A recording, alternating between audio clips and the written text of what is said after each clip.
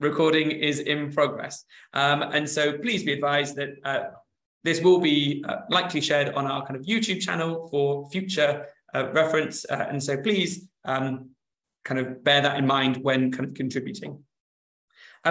We are obviously in webinar mode today. And so this changes some of the functionality, but the main functionality for people listening in will be the chat box, as people are already using. Please use the chat box to reflect on some of the findings that we are presenting today, some observations, some thoughts. But if you have some questions, and we have some time for questions towards the end of this hour, please use the Q&A function. We will be looking at the chat box to see if people put questions in there, but we can't guarantee to see everything in the chat box as the conversation moves on. So if you have a question for some of our presenters, please do use the Q&A function, which is just on your menu bar at the bottom of the Zoom screen. Beyond that, most other logistics are fairly straightforward for today. So moving on to the next slide. Thanks, Nayyara. Just to say a huge welcome to all kind of NCVO members who are joining us today. It's great to have you back with us. For those of you who don't know, at NCVO, we are the kind of membership community for charities, voluntary organisations and community groups in England. And we're also the voice of volunteering in England as well. If you want to find out a bit more, if you're not an NCVO member, do search NCVO membership to find out all about the benefits of joining us from our kind of membership community, discounts on things like training, exclusive materials, and member-only events. So do check that out and join us. The agenda for today, pretty straightforward. There's a little bit of an introduction for me here, and then we're going to go straight into the detail that Nayyara will be presenting, telling us and guiding us through what this year's data tells us about the UK's voluntary sector. We'll then hear from Ray, who will tell us about the time well spent piece of research that we launched in July, but we wanted to share some of those findings with you today as well. And then at about 11:40, we'll have the kind of Q&A led. I will host the Q&A, but of course guided by all of the questions that you have asked. So again, please use the Q&A function for that as well. And we'll finish up with a couple of closing remarks at the end. Just before I hand over to Nayyara to tell us all about this year's Almanac, just to say that for me, the Almanac is one of the most important pieces of data and insight that we have on the voluntary sector, both as a kind of standalone piece of research that we lead here at NCVO, but also it forms the basis of so many other fantastic and needed pieces of research, like that of, say, the Third Sector Research Centre. Good data has been and remains vital for us to understand the voluntary sector, and crucially, at this moment, to advocate for support as well. Without the Almanac, we might not have collectively secured the £750 million of COVID support for the voluntary sector in 2020. Right now, we will need robust and rapid data to influence the government on the energy price guarantee in the next few months, as well as continually on the cost of living, likely in the years ahead. And this is why NCVO remains so committed to voluntary sector research and placing evidence and insight at the centre of our influencing efforts. We're proud, I'm proud, of the many partnerships that we have across the research community, the voluntary sector, and with institutions. In fact, many of you on today's call are our partners in some of the best pieces of research that our sector offers to help us understand what's going on and how we change and go forward as a sector. So thank you for joining us today. And I hope you enjoy hearing from Nayyara and Ray about the voluntary sector and volunteering. So without further ado, Nayyara, tell us what's in this year's Almanac. Thank you so much, Alex. Really good to see you, everyone. Good morning. Thank you for joining us today for the Almanac launch. My name is Nayyara Tabassum. I am Research and Insight Manager. I lead the work on the Almanac. Very much interested in how we use data to influence decision-making of policies in the charity and voluntary sector. Today, we'll be covering these 4 things in the launch. First, I'll talk about the need for reliable data on the state of the voluntary sector and give you a bit of the background to the Almanac. Then I'll be moving to some key insights from the Almanac, and then what these headline findings mean for the sector, for data and evidence in the sector, and finally, how the Almanac data can help you and your organization. So what is the Almanac? We've seen an unprecedented demand for services during the pandemic and the cost of living crisis, which had a really big impact on the voluntary sector. And now more than ever, we need reliable data to understand the needs of this sector. And the Almanac, the NCVO's UK Civil Society Almanac fulfills that need. We provide critical data on the voluntary sector finances, volunteers, and workforce. And the data that we provide is reliable, accessible, and accurate. The NCVO has been publishing the UK Civil Society Almanac for more than 25 years. It is the definitive reference publication for anybody who is interested in the voluntary sector and its role in society. It takes an enormous amount of effort from start to finish to work on the Almanac, and it involves a lot of cross-team working. As Alex mentioned, we have a lot of external partners and internally as well. That involves a lot of hard work. So my thanks goes to the digital content, comms, network, marketing, membership, and policy teams. My special thanks goes to Brad and Oliver for all their hard work and effort in this Almanac 2022.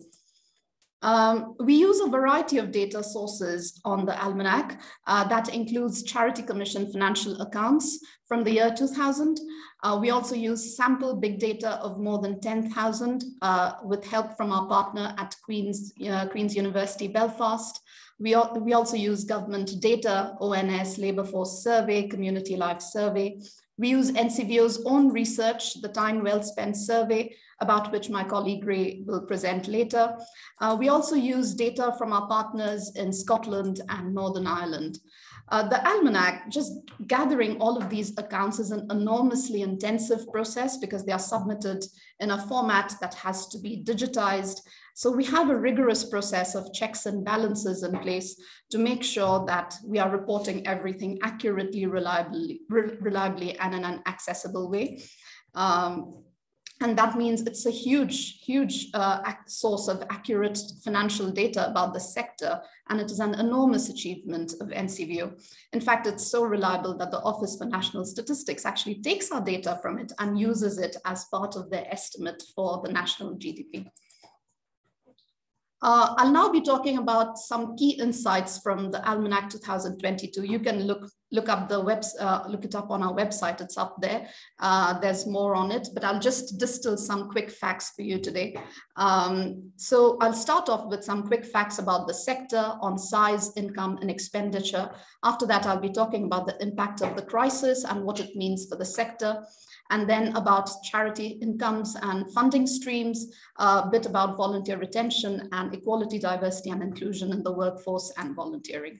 So the first insight is about some quick facts on the size, income, and expenditure of the sector. The voluntary and charity workforce is a 1 million strong workforce. For comparison, the workforce is almost 2/3 the size of the NHS workforce. The charity and voluntary sector contributes 1% of the country's GDP. So to put this figure into context, the contribution of the sector to the UK is similar to that of the GDP of a small country like Cyprus or El Salvador. The percentage of GDP that the voluntary sector contributes to the UK economy has been relatively stable since 2016, although it's fractionally lower than last year. Social services is the largest subsector, both in terms of the number of organizations as well as the total income, followed closely by culture and recreation and religion.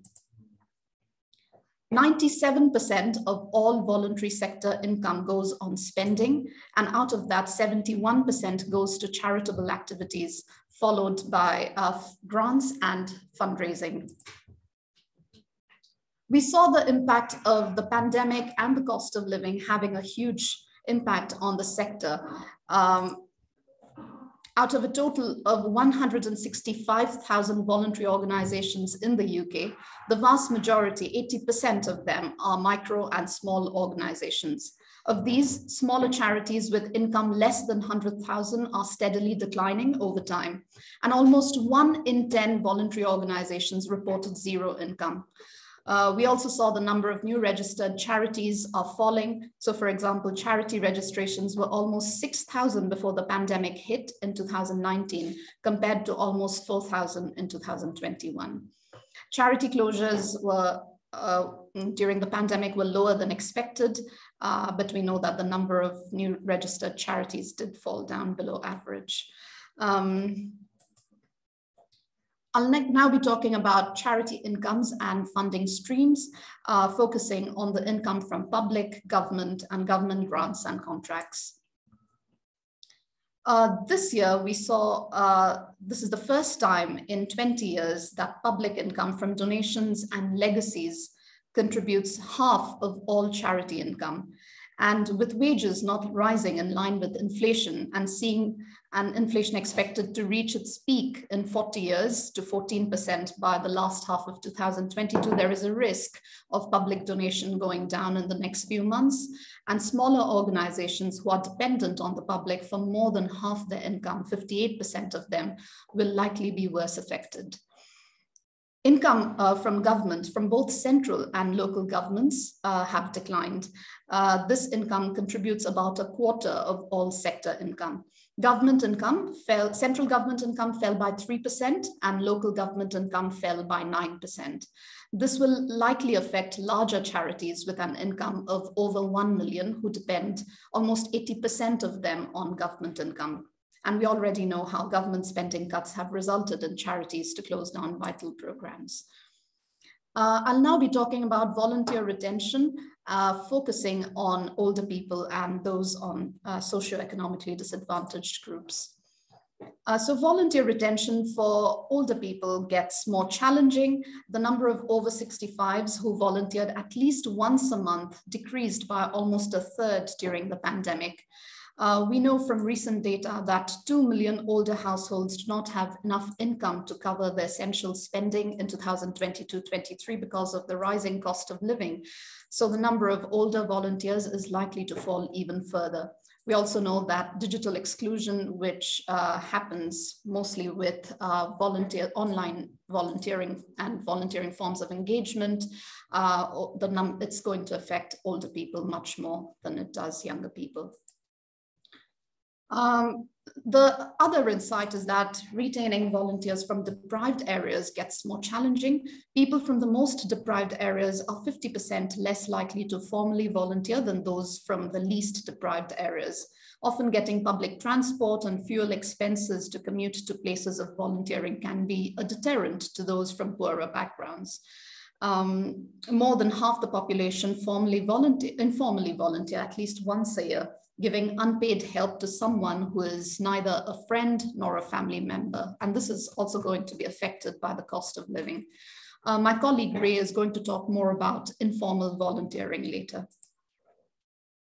The fifth insight is about equality, diversity, and inclusion in workforce and volunteering. I'll be focusing on gender, age, both older people and younger people, disability, ethnicity, and poverty. I've written an insights piece that's up on our website if you want to have a more deeper look on equality, diversity, and inclusion in volunteering and workforce, but I'll just take you through the key headlines now. So what does gender diversity look like in workforce and volunteering?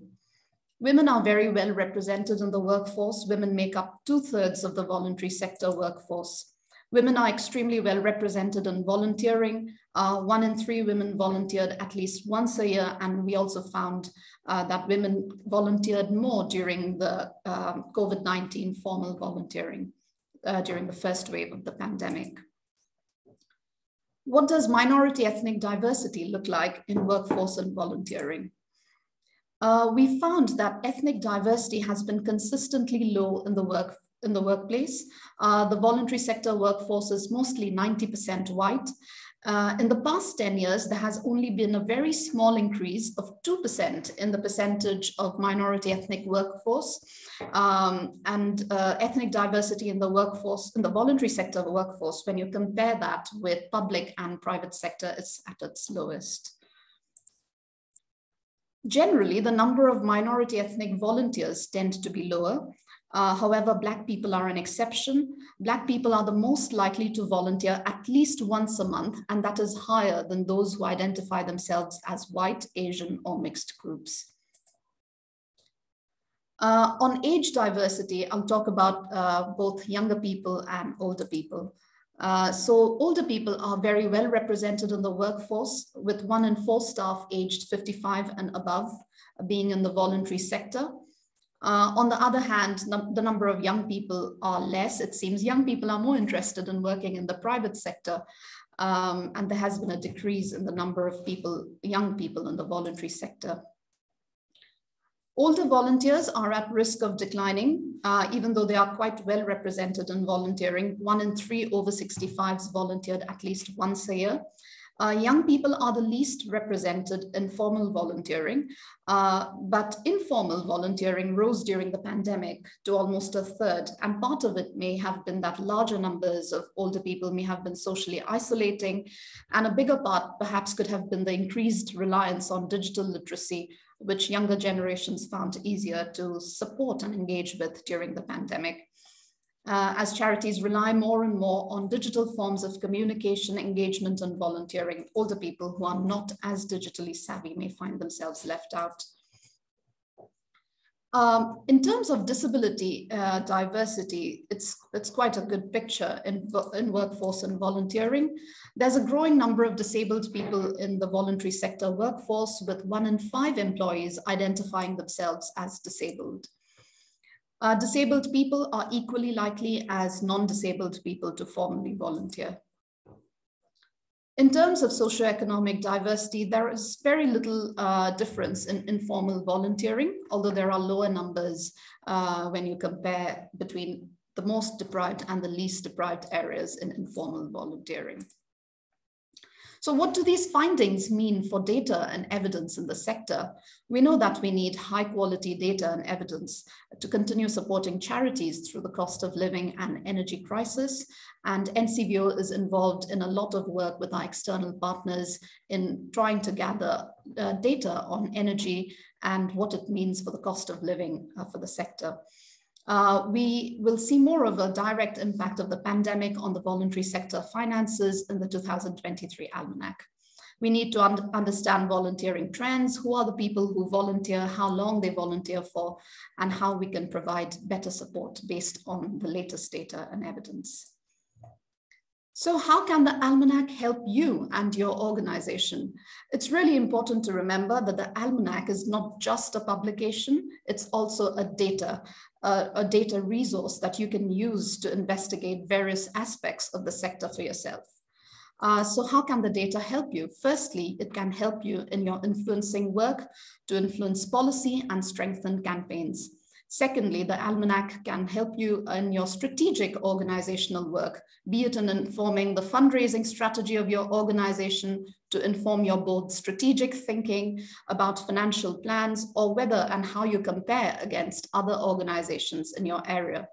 Finally, the Almanac can also help you in wider sectoral work, giving you more information about the sector and the environment that you operate in.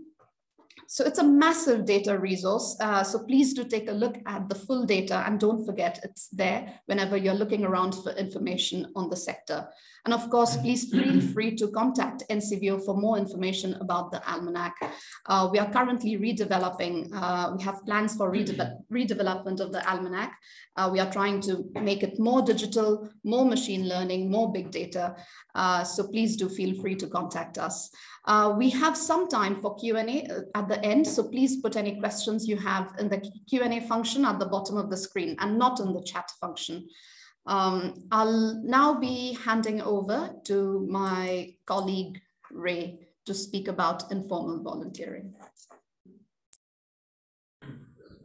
Great, thanks Nayyara. So my name is Ray and I'll be presenting a little bit. I have 10 minutes to present on volunteering through crisis from COVID and cost of living. That's a fairly ambitious title, but I will be talking mostly about another strand of research that we do at NCVO, which is time well spent, our exclusive research of volunteers and volunteer experience.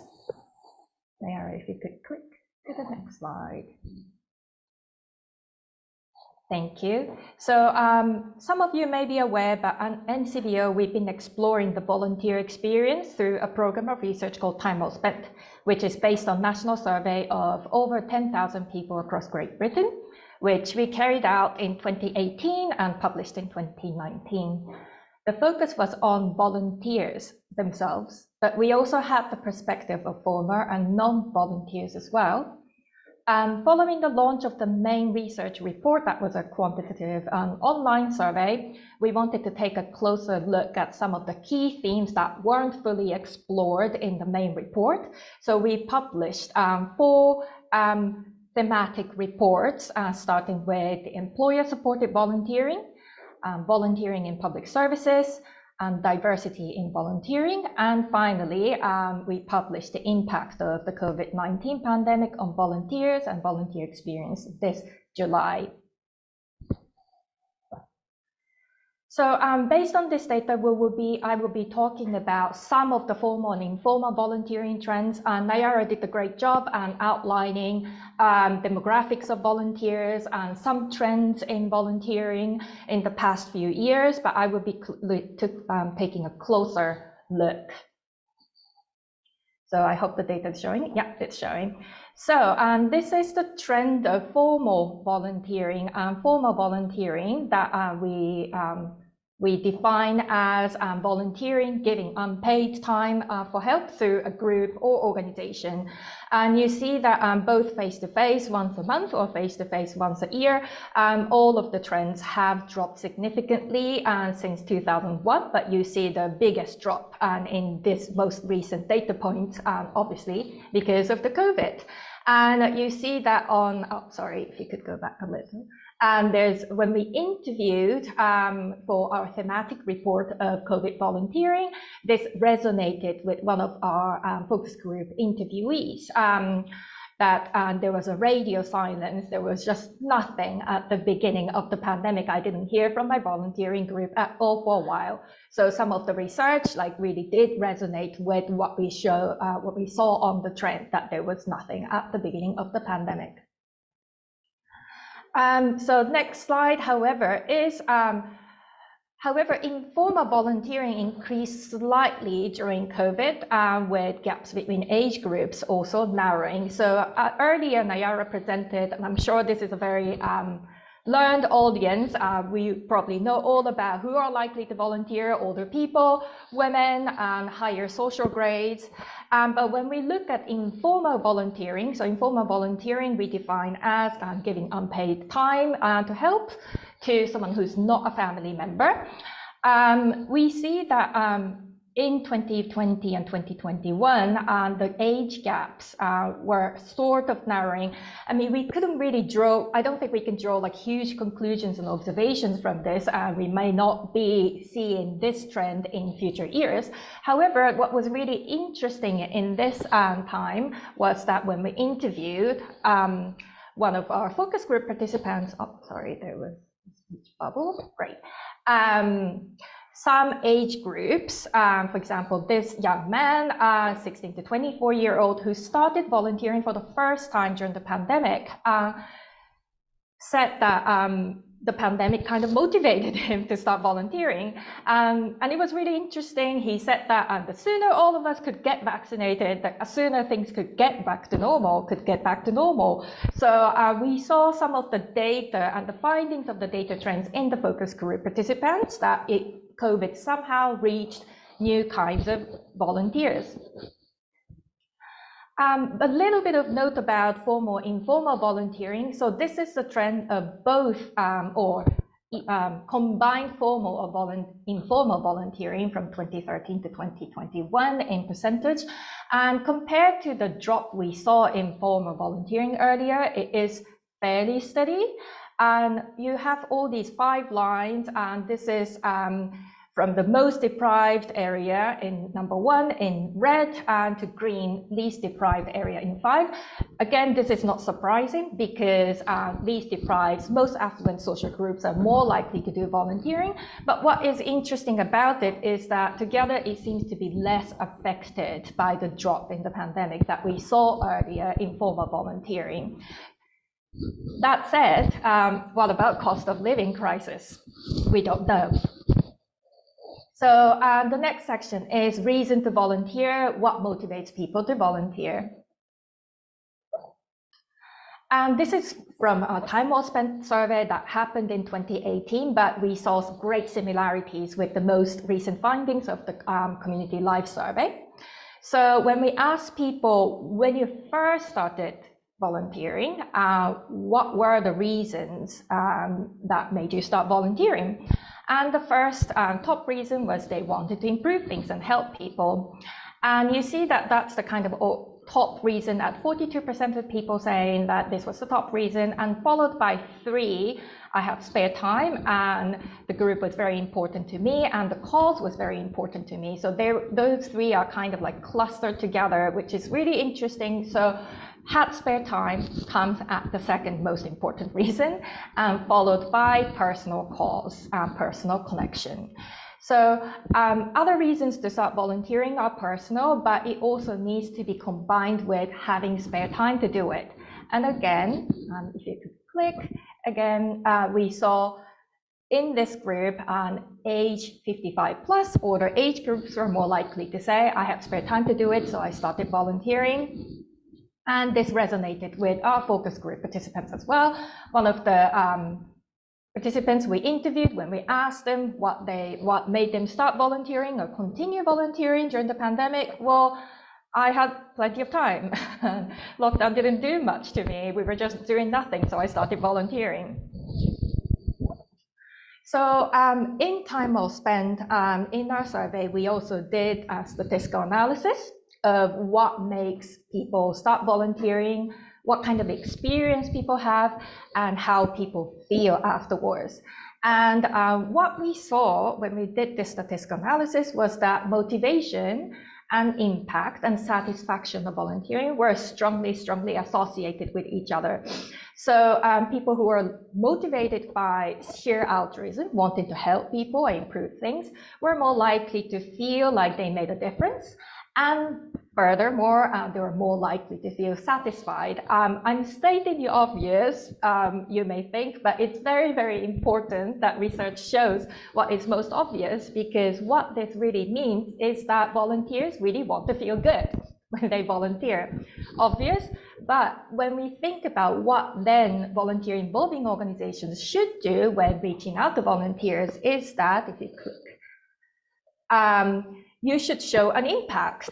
You should show volunteers what kind of difference they make as a result of their volunteering. So this is an example of Rambler's impact statement. They show particularly what kind of difference people made, volunteers made as a result of volunteering, what kind of the exact figures of people who started to feel better, people who started to walk more as a result of volunteers' help.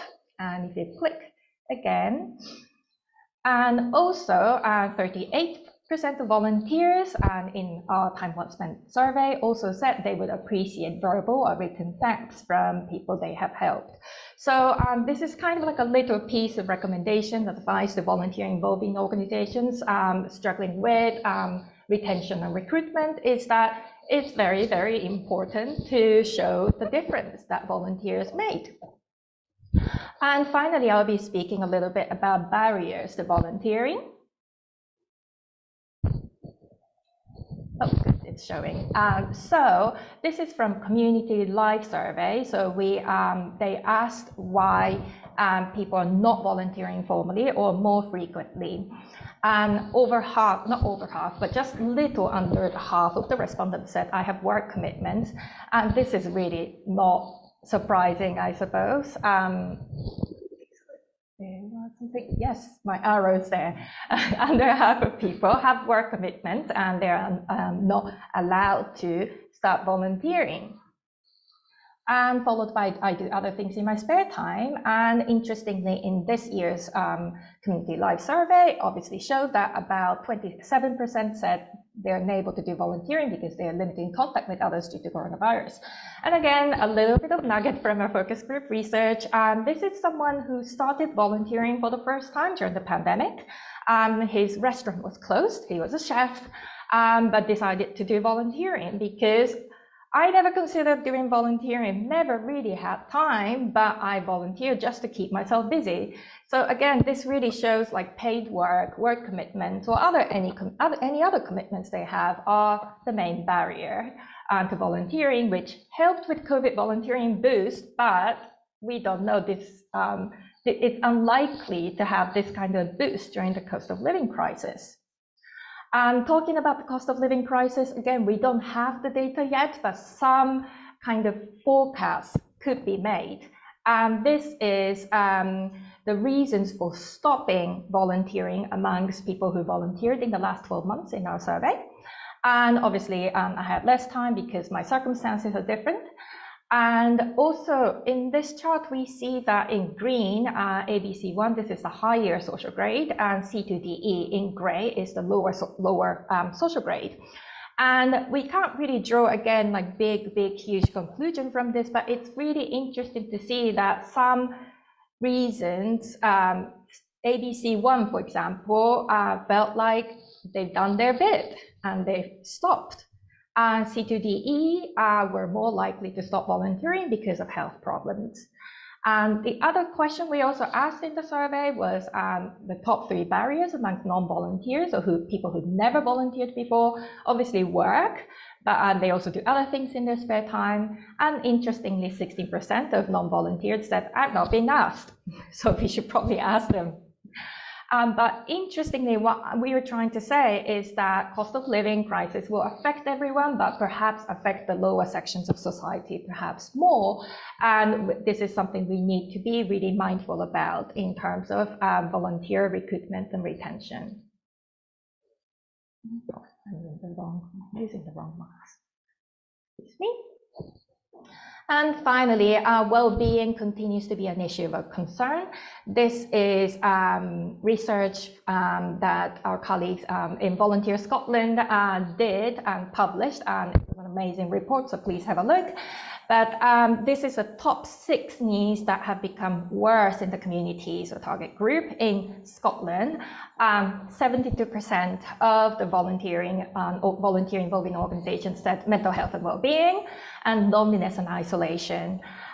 This continues to be an issue for people who have volunteered, and this resonated with our focus group participants, those who volunteered during the pandemic. They're struggling with a heightened level of burnout and emotional fatigue. What I'm trying to say here is that you see that the need for mental health and well-being is rising, while at the same time volunteers themselves may need some well-being support. So volunteers are helping and trying to respond to the need for well-being, loneliness and isolation, while also having well-being issues themselves, which is a huge issue for us. So I'm just going to sum up before Q&A. So just to sum up what happened since the pandemic and what we saw during the pandemic and what we could see going towards another crisis, is that COVID made some changes to volunteering levels and volunteer demographic. Whether these are long-lasting changes are yet to be seen.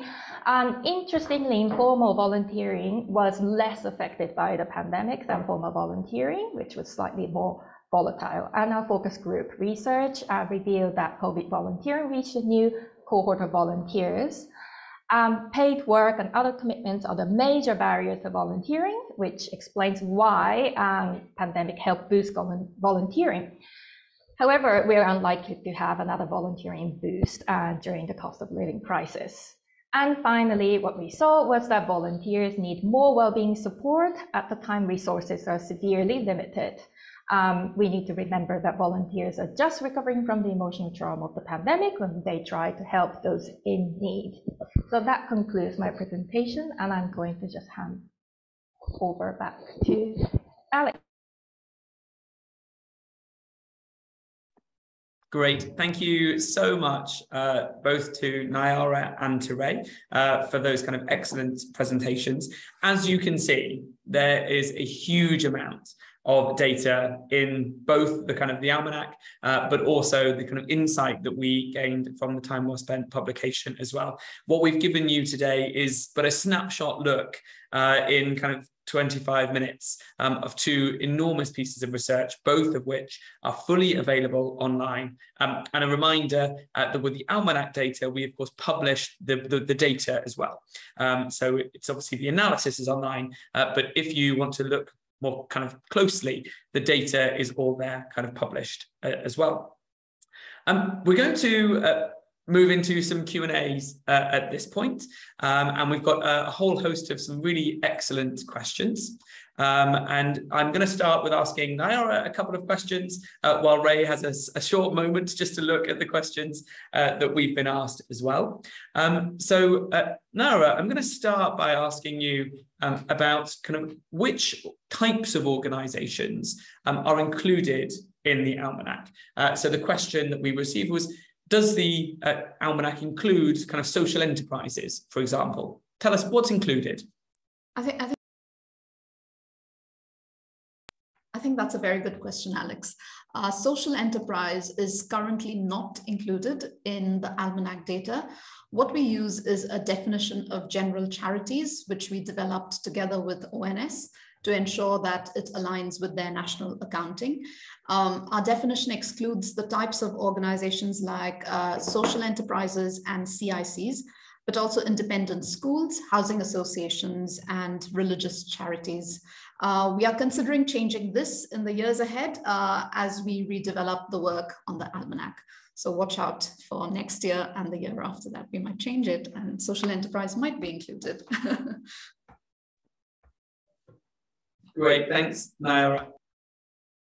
So the next question I'm going to ask is also for Nayyara, which is just slightly further down on our list of questions here. So I want to ask you about the extent to which the Almanac this year tells us about COVID and the impact on the pandemic. So to what extent does this year's Almanac data include that COVID period? So kind of post-March 2020, and kind of what does it tell us about that? I think, so this year's publication and data is based on financial data for 2019-2020. We also use updated data for other things like volunteering and workforce, but for the finances, it's from Charity Commission 2019-20. The delay is because the Charity Commission allows 10 months for the data by charities to be uploaded to submit their accounts, and it takes us the additional time to clean the data and to verify and make sure we are uploading accurate data. This year's publication includes the very start of the pandemic from January to March 2020. So it shows the position of the voluntary sector as we start going into the pandemic, rather than the actual effect of COVID-19 on the sector. Next year's publication will be for the main pandemic year. And as we redevelop our website, we will be able to show you more real-time data as we go along on finances. I hope that answers your question. Thank you. Thanks so much, Nayyara. And just to build on what Nayyara said there, next year's publication will be a really interesting publication. They're always interesting, but next year will be data, particularly from that kind of April 2020 until March 2021 kind of period, a period of including kind of 3 national lockdowns, a kind of main COVID year, if you like. And so that will, while this year's data tells us a little bit about the preparedness, next year's edition will kind of tell us about what was the kind of direct impact of that COVID year. And of course, we will still be kind of playing this out, not just in next year's publication, but in the years to come, because I think whilst the lockdowns happened in that kind of financial year from 2020 to 2021, we know that many organizations are kind of facing the long tail of COVID in terms of how that has continued to change people's business models, the way in which organizations are run, which both changes income types, but also expenditure as well.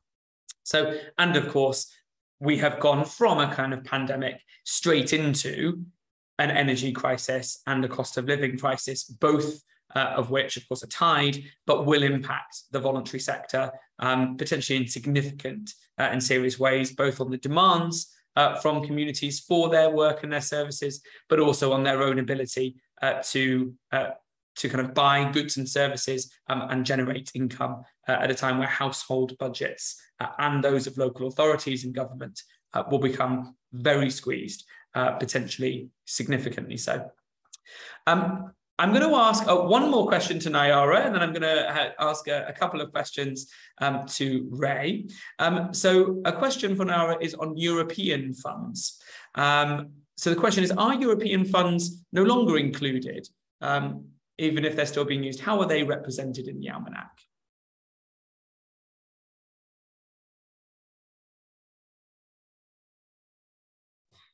Sorry, I was just looking at the question on European funds. So this year's Almanac is based on data for the year 2019-20, when the UK was still in part within the Brexit transition period. So if a charity received European funds, then these would have been included in the accounts. We would expect this to fall, however, as charities continue to have less access to European funding over the years.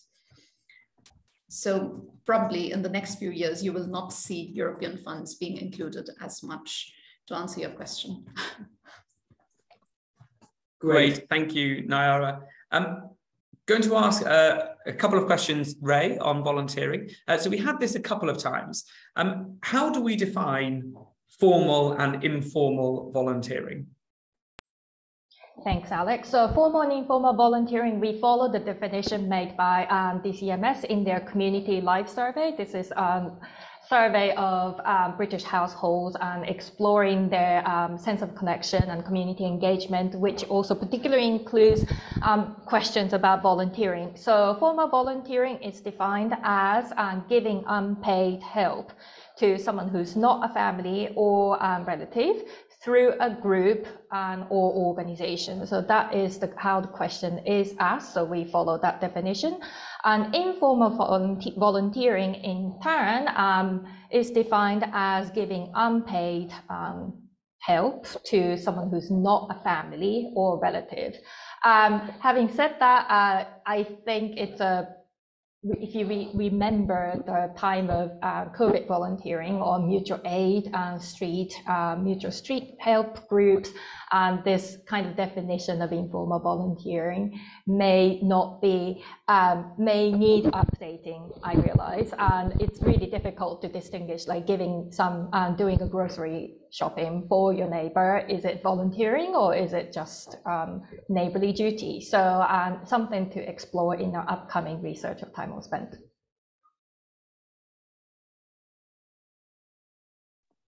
Thank you very much, Ray. And as Ray said there, it's very exciting that we will be redoing the full survey of time well spent. And we know that there has been this increase in informal volunteering that we are keen to explore. We have excellent data from the community life survey from the government. We definitely want to kind of complement and understand this in more kind of deeper level, both to understand how are things changing from the volunteer perspective, how are people wanting to volunteer and their expectations. But for us as NCVO, most of our member organisations are kind of formal constituted organisations where volunteers would be in that kind of formal volunteering category. And so for our members, it's of course really crucial to understand how they might need to change or adapt their kind of volunteer opportunities to match or to meet those kind of changing expectations or attitudes or behaviours of volunteers or kind of future volunteers as well. So look out for that in kind of spring, summer next year as well. I'm just going to answer this directly from the questions. So these definitions are on the Almanac website. So if you go to the Almanac website and click volunteering, you'll see in that section definitions on kind of formal and informal volunteering. For those of you who have asked kind of methodological questions on the Almanac, if you go to the Almanac website and then on the final tab, there is a section called About. And if you click About, then on the left-hand side, you'll see kind of a kind of full description of our methodology, our definitions. You'll also have access there to the full downloadable data sets available. So if there are kind of very particular questions around included, things that are included, or definitions that we use in the Almanac, all of that is fully outlined on the website as well. And as I said, downloadable as data sets as well.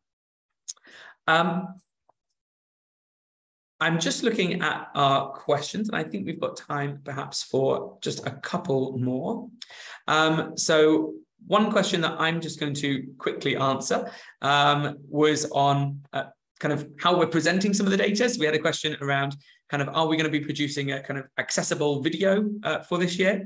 Unfortunately, we won't be producing a video for this year. Just to share, our research team at NCVO is much smaller now than it was a few years ago. Our team has gone from kind of a team of 8 to a team of 4, and so we didn't have capacity this year to be able to produce some of the more accessible and more visual descriptions and kind of explanations of our data, but certainly something that we are keen to include once again in the future. I'll take one more question, I think, one for Nayyara. I'm going to ask around kind of the 25 years. Yeah, do you want to come in on that? So given that we've got 25 years of data, how will we be taking a more longitudinal look at data in the sector? I thought that was a very interesting question, Alex. We do have 25 years of data, and sometimes we do some overtime analysis for some things, which is why we've been able to say things like, this is the first time in 20 years when public donation has been the highest. But we probably need to do a much more, given that we have the data already for 25 years, there's scope to do much more work. Next year, it's looking unlikely, but I think the year after that, when we digitize the Almanac, we are trying to make it live and make it into a sort of digital dashboard that will be there for everyone to interactively interact with the data. That year, I think we'll try to make use of all the longitudinal data that we have access to. And I think it'll also be easier for us because we are going to do much more machine learning, much more big data, use that for the 2024 Almanac. So bear with us. We have the data, and we will be doing much more intensive analysis with that data. So we've done some so far, but we can do more. Thanks very much, Nayyara. Just to pick up a couple of the things in the chat box, apologies that some of our data tables don't appear to be working on the live website. The challenge of going live with everything on the morning that you also have a launch event.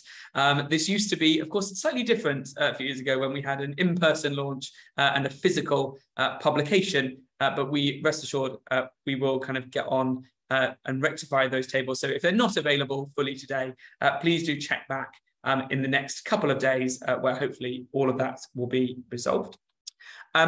Just to pick up another point in the chat box and in the questions, absolutely right. In terms of European funding, as Nayyara said earlier, we might expect a fall given some access to funds, particularly kind of youth funds, have been changed as the UK has left the European Union. But there are, of course, still some funding available, particularly as part of kind of Horizon 2020 programs. And so many charities, particularly kind of big research institutions, say Cancer Research UK, for example, we would still expect a significant amount of funding to come from certain streams, but overall we would expect a decline, something that of course we will see in the years ahead.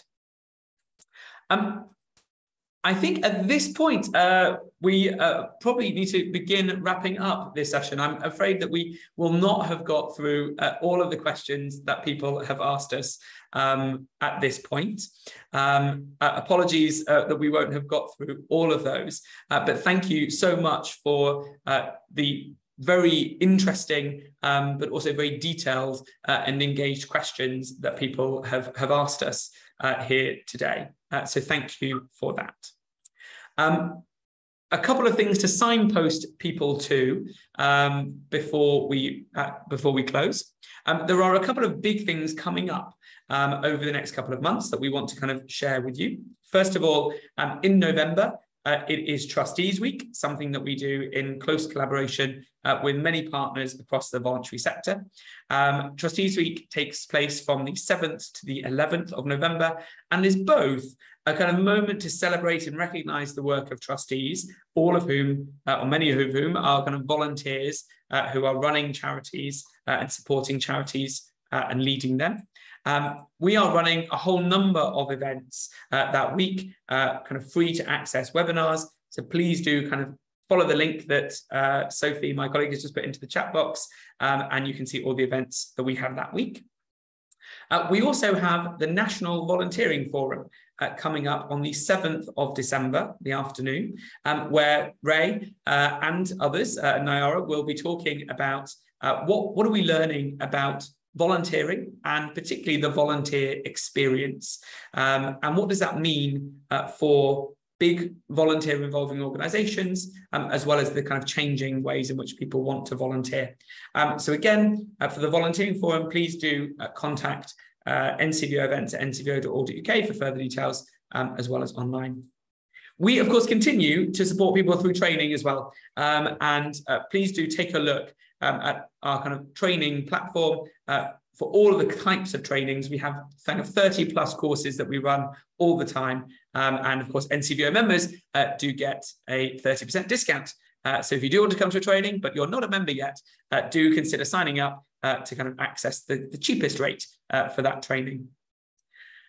Finally, just a couple of things to say as we close. So first of all, I want to say a big thank you to our presenters today, Nayyara and Ray, but also Sophie, who you can't see, who's just to my left, who has been busy doing all the technical side of today's session.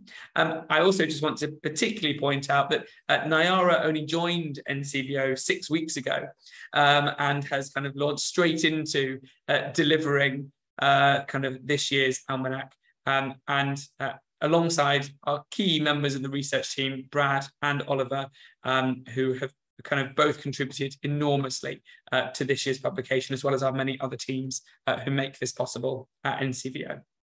A final thing I want to thank the ESRC, the Economic and Social Research Council, who for their generous contribution that supports the publication of the Almanac. This data that we analyse, we, with our partners at Queen's University Belfast, manually input 10,000 PDFs into essentially a giant spreadsheet to produce the data that we then spend months cleaning and analysing. It is an enormous undertaking, and we couldn't do this without the support of the ESRC and our partners at Queen's University Belfast as well. Finally, if you have any questions that you would like answered, please do kind of email us at the research@ncvo.org.uk inbox, and we will kind of endeavour to answer those questions as well. As I said, we are a small team, so if you don't hear back from us immediately, please bear with us. We will endeavour to answer those questions that people have and make sure you get the data and the support that you need. Thank you very much for attending today's session. I hope you enjoy exploring the data, or at least kind of reading the blog and the news articles, particularly in Civil Society News and Third Sector magazine. Thank you for joining us today, and we look forward to seeing you at one of the many events that we host in the future. And if you do have some feedback for today, Sophie has just put into the chat box an evaluation form. We really look at this a lot as researchers to make sure there's a quick poll that's probably just popped up on your screen as well. If you can just take 1 minute just to kind of quickly answer that, it really gives us a good insight into how these events work for people and how we might change them in the future to best meet the needs of you as listeners and as kind of consumers of research at NCVO. So thank you very much for today. It's been a pleasure having you here and have a good rest of your week. Thank you very much, everyone.